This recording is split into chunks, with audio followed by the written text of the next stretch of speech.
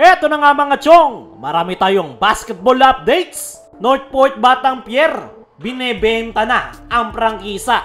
Jeremiah Gray, pagkakataong may balik ang kumpiyansa sa paparating na panibagong season. Ang kaso, delikado na siyang i-trade ng Barangay Ginebra. Hindi nga nagiging maganda ang basketball career netong si Jeremiah Gray. Matagal na nga siya sa Barangay Ginebra pero hindi pa rin siya nakakagawa ng impact sa kanyang kupunan nang dahil yan sa kabi-kabilang injury na kanyang nakuha. Kaya naman, hindi mailabas netong si Jeremiah Gray ang kanyang potensyal dahil every time na bebuelo na ito ay doon nga siya tinatamaan ng injury. At ngayon nga, nawala na si Jamie Malonzo sa Barangay Ginebra matapos itong pumirma sa Japan B-League. Ay isa si Jeremiah Gray sa masasabi nating mabibigyan ng minuto ni Coach Tim Cone dahil ilan nga lang yung players dyan ng Ginebra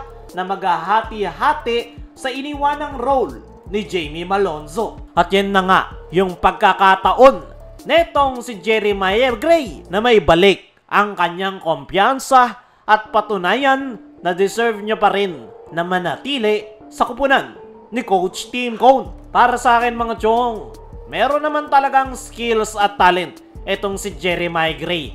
Talagang bumagsak lang yung kanyang kumpiyansa matapos siyang tamaan ng magkakasunod na injury. At hindi nga basta-basta yung kanyang injury dahil dalawang tuhod niya na yung may tama ng ACL. At sa paparting na All-Filipino Conference ay ang pagkakataon netong si Jeremiah Gray na mai-redeem ang kanyang basketball career.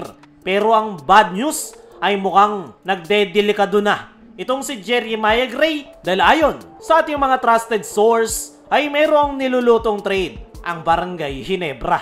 Pinakamatunog na kanilang gagawing trade asset ay si Maverick Ahan Misi, pero possible na mapasama itong si Jeremiah Gray depende sa magiging sitwasyon. Pero ang gusto nga ni Coach Tim Cone ay bigyan pa ng pagkakataon itong si Jeremiah Gray na ibalik ang kanyang laro. Dahil naniniwala pa nga rin si Coach Tim na may babalik ni Jeremiah Gray ang kanyang kumpiyansa sa paglalaro. Sakali nga na hindi matrade etong si Maya bago magsimula ang All-Filipino ay panigurado hindi rin siya magtatagal dahil ititrade at ititrade pa rin talaga siya ng kanyang kupunan. Pero depende yan sa kanyang ipapakita. Kung gusto netong si Jeremiah Gray na manatili sa Barangay Ginebra ay kailangan niya ngang makapagpakitang gilas, mag-step up at punan yung iniwan ng butas ni Malonzo sa kanilang kupunan.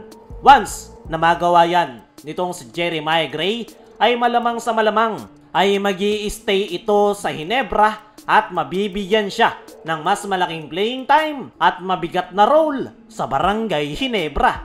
Sana lang talaga ay wala nang maging aberya dito kay Maya dahil isang injury pa ay paniguradong matatapos na ang kanyang basketball career. Sana ay magtuloy-tuloy na yung kanyang progress at makapagpakita siya ng magandang performance this upcoming new season dahil nangangailangan nga ang Barangay Ginebra ng player na pupuno sa kanilang butas. At the same time, kailangan ni Coach Tim ng go-to guy at isa nga si Jeremiah Gray sa aasahan niyang magpapakitang gilas. Kaya mga chong, ano ang masasabi nyo sa pagkakataon nitong si Jeremiah Gray sa paparting na panibagong season pero alanganin na i-trade siya ng Ginebra? I-comment mo lang dyan sa ibaba. Pasadaan naman natin ng mabilis. Northport Batang Pier, binebenta na ang prangkisa. Bago magsimula ang PBA season ay napakaraming nangyari sa PBA. At ang pinakamainit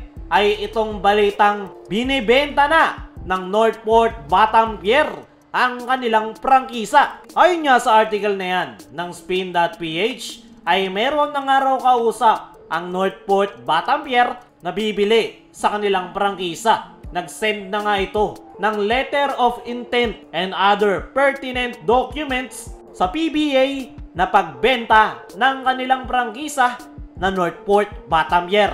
Para sa akin mga chong ay 50-50 ako sa balita na yan. Nakakalungkot na mawawala na ang Northport Batampier. Pero in the other side ay mas mapapaganda nga niyan ang PBA. Alam naman natin ang Northport Batampier na walang balak manalo at tinatawag pa nga ng ilan na farm team. Kaya naman kung ibebenta na yung kanilang prangkisa ay isa yang magandang balita dahil mawawalan na ng isa pang farm team ang PBA. Sana lang talaga yung bibili sa kanilang prangkisa ay wag maging isang farm team bagkos isang independent team na kayang sumabay sa MVP Group at San Miguel Corporation. Sa ngayon ay inaantay pa yung approval ni Kume Marshall patungkol sa pagbenta ng prangkisa ng Northport at sana lang talaga ay aprubahan na yan ng PBA dahil once na maubos ang farm team ay dyan na muling manunumbalik ang dating sigla ng liga. Kayo mga chong, ano ang masasabi nyo? Ngayong binebenta na ang prangkisa ng Northport. Isa nga ba yung magandang balita? Ano rin yung masasabi nyo na pagkakataon na ni Jeremiah Gray na magpakitang gilas? I-comment mo lang dyan sa ibaba.